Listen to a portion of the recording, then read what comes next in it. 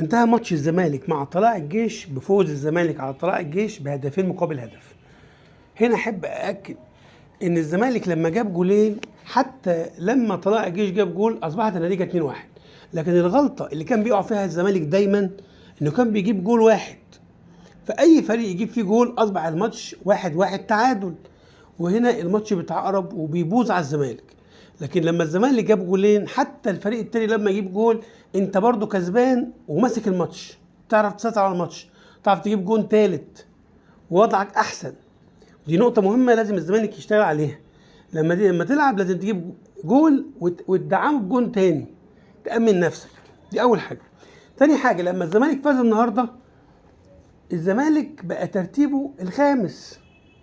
الفوز بيخليك تنط من مركز لمركز، فاحنا عايزين نحافظ على الفوز من ماتش لماتش عشان اللعيبة تاخد الثقة في نفسها.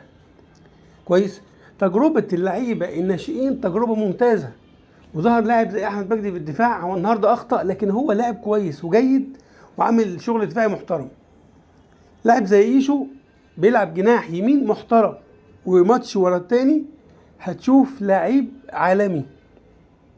انا شايف ان في لعيبه في الزمالك ناشئين، اديهم فرصه، ماتش ورا التاني هيريحك من انك تشتري صفقات غاليه جدا.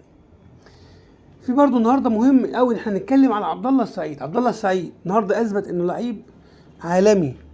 اسيست الجول الاول اللي جابه اوباما من اسيست عبد الله السعيد، بالاضافه ان هو بيقاتل في الملعب، بيجري في كل مكان في الملعب، عايز يفوز.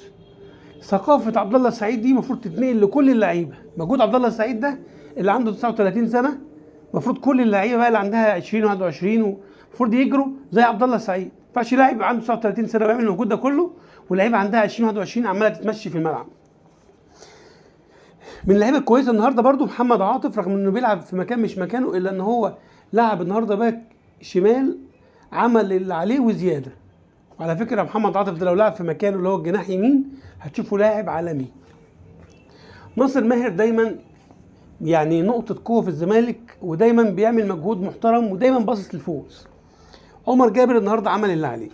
اللعيبه النهارده المحيره واحد زي اوباما النهارده ضيع وجاب جول الهدف الاول. اوباما لازم تبقى تقيل شويه ومركز وانت بتشوط. لما تبقى كرة في ال18 وتطلعها بالغرابه دي، لا يبقى انت عندك مشكله. الجول اللي انت جبته جون جميل وكل حاجه، لكن انت اوباما عندك احسن من كده. في كوره محمد هاني لاعب الطلائع شاطها عدت بجول القائم. المسلوسي ودونجا بيتفرجوا عليه ومحدش فيهم ضاغط عليه.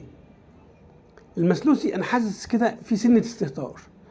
دونجا بقى ده لعيب ممكن نقول عليه لعيب ممثل او لعيب هجاص، مع انه هو لعيب كويس، لكن لعيب ممثل او لعيب هجاص. ليه بقى؟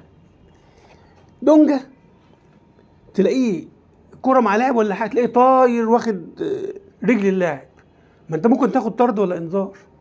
يعني الكرة دي اللي في نص الملعب اللي انت بتزحف على الارض دي في منتهى الخطوره، ولاعب تاني على ال18 بيشوط واقف تتفرج عليه. لا، انت المفروض في الاولى الكره اللي هي على ال18 انت تقاتل ان هو ما يشوطش، لكن الكره اللي في نص الملعب بتحاول تضغط عليه لكن ما تنزلش، ممكن تاخد فيها انذار او طرد. فدونجا بيمثل ان هو بيقاتل اهوت، لكن لا، القتال انك تقاتل في الكور الخطيره، لكن كره في وسط الملعب وتمثل انك انت بتقاتل ده اي كلام. ضربة الجزاء بتاعت الزمالك في الهدف الثاني ضربة جزاء صحيحة 100%. الجول داخل على بطن برجليه على بطن مصطفى شلبي، وضربة جزاء صحيحة، والجون ما لمس الكورة.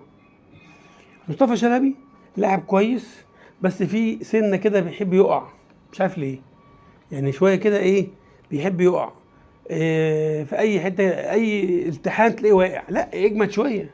النهارده معروف ما حسبلكش اي فاول، ما حسبلكش غير ضربة الجزاء. فالنهارده مبروك لنادي الزمالك، فوز ورا فوز. انت بتدي ثقه للعيبه كلها، الكبار والناشئين. اعتمادك على الناشئين النهارده بتدي فرصه للعيبه ان هي تاخد فرصه، وان شاء الله اللي جاي افضل للزمالك ان شاء الله.